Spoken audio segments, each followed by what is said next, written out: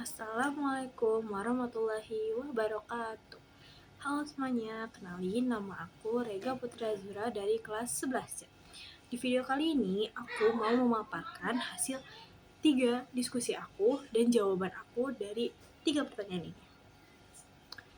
Silahkan menyaksikan ya. Itu contoh faktor penyebab kemunduran kehancuran umat Islam. Kemudian jelaskan. Jadi menurut aku faktornya itu yaitu faktor internal dan faktor kekuasaan, yang dimana aku mengambil faktor politik dan moral. Jadi faktor terbesar kemunduran umat Islam seringkali berkaitan dengan tubuh umatnya sendiri, yaitu perpecahan konflik, kemudian konflik internal, perebutan kekuasaan, dan para penguasa, seperti yang terjadi pada masa dinasti Abbasiyah dan dinasti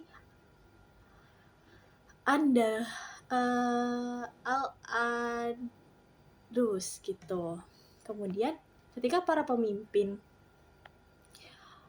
dan masyarakat mulai terjebak dengan kehidupan yang mewah, mortalitasnya itu menurun dan cinta dunianya itu meningkat sehingga solidaritas umatnya itu hingga rapuh.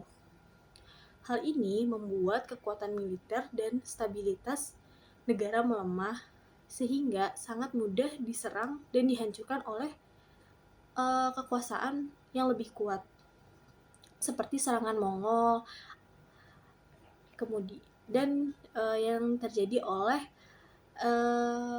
Reconquista di Spanyol. Kemudian pertanyaan kedua yaitu, apakah Anda merasa dampak dari gerakan pembaruan Islam? Yaitu aku ngerasainnya. Aku ngerasa berdampak gitu. Yang dimana gerakan pembaruan Islam yaitu tajdid, yang dimana dipelopori oleh tokoh Jamaluddin Al-Afghani. Yang dimana tokoh ini tokoh-tokoh Jamaluddin Al-Afghani dan Muhammad Abduh serta Rashid Ridwan membawa pengaruh besar untuk kenikmatan kehidupan sehari-hari kita.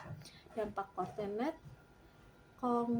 yang bisa dirasakan. Contohnya seperti yang pertama itu adalah sistem pendidikan modern. Adanya interaksi antara ilmu agama dan ilmu pengetahuan umum seperti sains dan teknologi di madrasah, sekolah Islam maupun di universitas lainnya. Kemudian cara berpikir yang terbuka. Umat Islam kini lebih mendorong menggunakan pikiran rasional dan menjauhi tahayul dan kufaat, serta kembali memurnikan ajaran Al-Quran dan Sunnah, namun tetap relevan dengan perkembangannya zaman. Kemudian yang ketiga itu adalah organisasi keislaman, yang dimana munculnya sistem organisasi kemasyarakatan Islam modern seperti Muhammadiyah dan NU di Islam, yang bergerak di bidang sosial, kesehatan, rumah sakit, dan pendidikan. Kemudian pertanyaan yang ketiga yaitu, apa yang akan aku lakukan agar Islam itu lebih maju? Yang pertama yaitu udah pasti dengan menuntut ilmu secara seimbang. Nah, kenapa menuntut ilmu dengan secara seimbang? Yang dimana itu kan kalau kita belajar bersungguh-sungguh, tidak hanya mendalami ilmu agama, tapi juga menguasai ilmu pengetahuan umum, contohnya seperti sains, teknologi, ekonomi, sosiologi, dan lain-lainnya. Jadi agar tuh Islam itu tidak tertinggal secara global.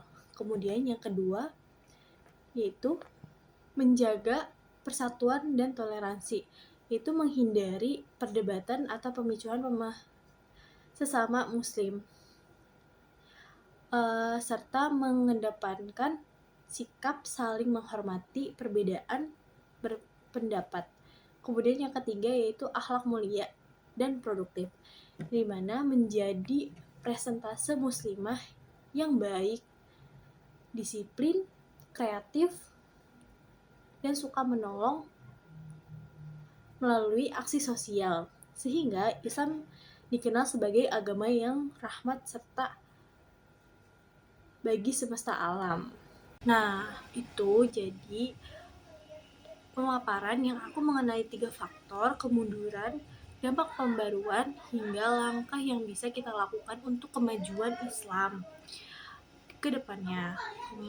Semoga apa yang aku sampaikan bisa bermanfaat dan menambah wawasan bagi kita semua. Mohon maaf apabila ada salah kata. Wassalamualaikum warahmatullahi wabarakatuh.